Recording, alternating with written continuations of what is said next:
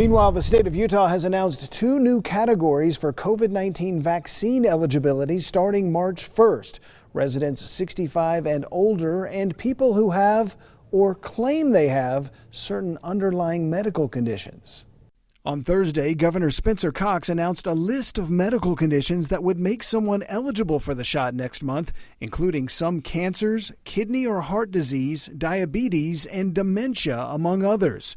So what's to keep a healthy person from lying about their medical history in order to get the vaccine? Well, as of now, nothing. We want to make sure that vaccine administration is still very efficient.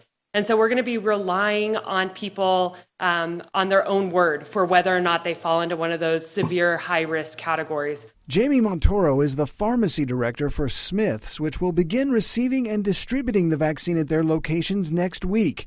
She was involved in the H1N1 immunization effort and said they had to trust that people were being honest about their medical histories.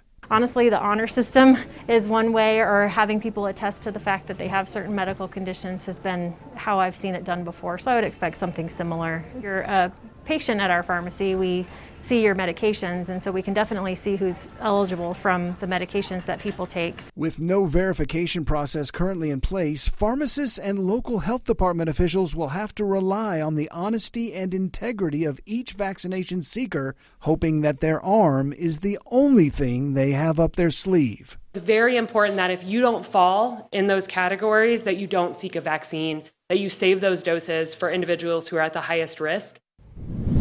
So again, starting next month, more Utahns will be eligible to get the shot. On March 1st, residents 65 and older can get the vaccine, plus people with those certain underlying comorbidities that we mentioned that put them at risk of hospitalization or death. Some of those examples include organ transplant recipients, people with certain cancers or kidney disease. Additional vaccine registration information will be sent out in the coming weeks.